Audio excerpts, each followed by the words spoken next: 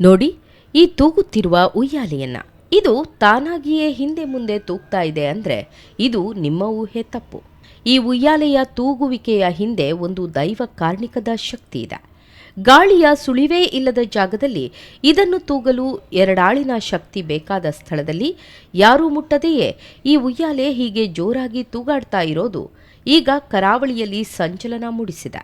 ಮಂಗಳೂರಿನ ಬೈಕಂಪಾಡಿ ಕೈಗಾರಿಕಾ ವಲಯದಲ್ಲಿರುವ ಕುಡುಂಬೂರು ನಡುಗಿರಿ ಶ್ರೀ ಜಾರಂದಾಯ ಹಾಗೂ ಸಪರಿವಾರ ದೈವಸ್ಥಾನದಲ್ಲಿ ಶನಿವಾರ ಪಿಲಿಚಂಡಿ ದೈವದ ನೇಮೋತ್ಸವ ನಡೀತಾ ಇತ್ತು.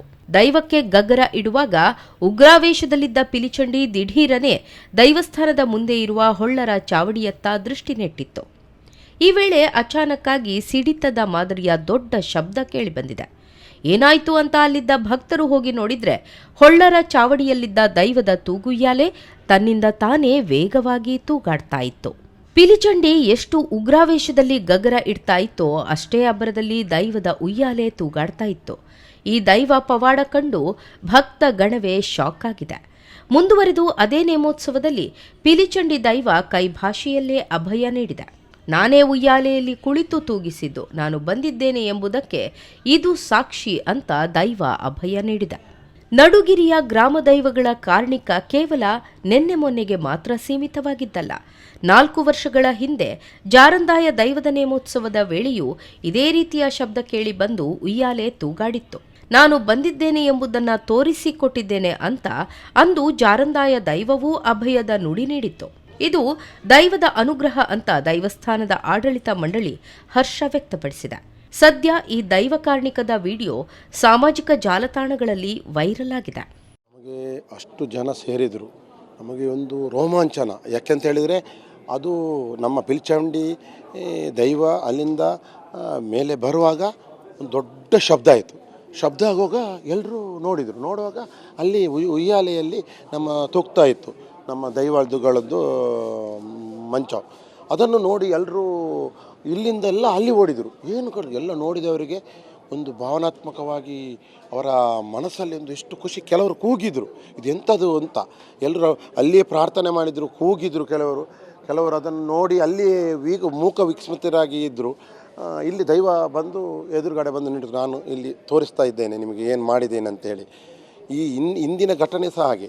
ಜಾರಂದಾಯ ದೈವಸ್ಥಾನಕ್ಕೆ ಅದೇ ಒಂದು 4 ವರ್ಷದ ಹಿಂದಿನ ಕಥೆ ಅದು.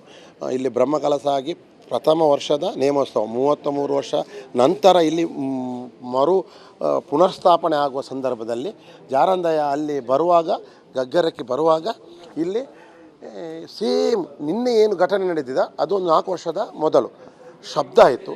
ಅಲ್ಲಿ ದೈವ ಪಾತ್ರಿಗಳು ಈ ಕಡೆ ಕಿಟಕಿ ಈ ಕಡೆ ಇದ್ದರು. ಈ ಕಡೆ ಇರಬೇಕಾದ್ರೆ ಅವರು ಬಂದು ನೋಡಿದರು. ಏನಂತ ಎಲ್ಲರೂ ಆಗಲೂ ಇದೇ ಥರ. ಬೈಕಂಪಾಡಿ ಅನ್ನೋದು ಕೈಗಾರಿಕೆಗಳಿಂದ ಆವೃತವಾಗಿರುವ ಪ್ರದೇಶ. ಈ ಕೈಗಾರಿಕೆಗಳ ಅಬ್ಬರದ ನಡುವೆ ಈ ದೈವ ಸಾನ್ನಿಧ್ಯ ಉಳಿದು ಬಂದ ಕಥೆಯೇ ರೋಚಕ. 30 ವರ್ಷಗಳ ಹಿಂದೆ ಕೆಐಎಡಿಬಿ ಈ ಭೂಮಿಯನ್ನ ಸ್ವಾಧೀನಪಡಿಸಿಕೊಂಡಾಗ ಇಡೀ ಊರೇ ಒಕ್ಕಲೆದ್ದಿತ್ತು. ಕಾನೂನು ವ್ಯಾಜ್ಯದಿಂದ 33 ವರ್ಷಗಳ ಕಾಲ ಇಲ್ಲಿ ಆರಾಧನೆ ನಿಂತು ಹೋಗಿತ್ತು. ಒಂದಲ್ಲ ಒಂದು ದಿನ ಭೂಮಿಯಿಂದ ಎದ್ದು ಬರ್ತೀನಿ ಅಂತ ಅಂದು ದೈವ ಕೊಟ್ಟ ಮಾತು ಸುಳ್ಳಾಗ್ಲಿಲ್ಲ. ಪವಾಡ ಸದೃಶವಾಗಿ ಕೆಐಎಡಿಬಿಯಿಂದ ಭೂಮಿ ಮರಳಿ ಸಿಕ್ಕಿ 2022ರಲ್ಲಿ ಜೀರ್ಣೋದ್ಧಾರಗೊಂಡು ಅಂದಿನಿಂದ ಇಂದಿನವರೆಗೂ ನೇಮೋತ್ಸವ ವೈಭವದಿಂದ ನಡೀತಾ ಇದೆ. ಒಟ್ಟಿನಲ್ಲಿ ವಿಜ್ಞಾನ ಮತ್ತು ತಂತ್ರಜ್ಞಾನದ ಈ ಯುಗದಲ್ಲೂ ದೈವಗಳ ಪವಾಡಗಳು ಭಕ್ತರಲ್ಲಿ ಅಚಲ ನಂಬಿಕೆಯನ್ನ ಮೂಡಿಸ್ತಾ ಇವೆ. ಕೈಗಾರಿಕೆಗಳ ನಡುವೆ ಮರೆಯಾಗಿದ್ದ ದೈವ ಸಾನ್ನಿಧ್ಯ ಇಂದು ಮತ್ತೆ ಪವಾಡಗಳ ಮೂಲಕ ಎದ್ದು ನಿಂತಿರುವುದು ತುಳುನಾಡಿನ ದೈವಶಕ್ತಿಗೆ ಹಿಡಿದ ಕೈಕನ್ನಡಿಯಾಗಿದೆ.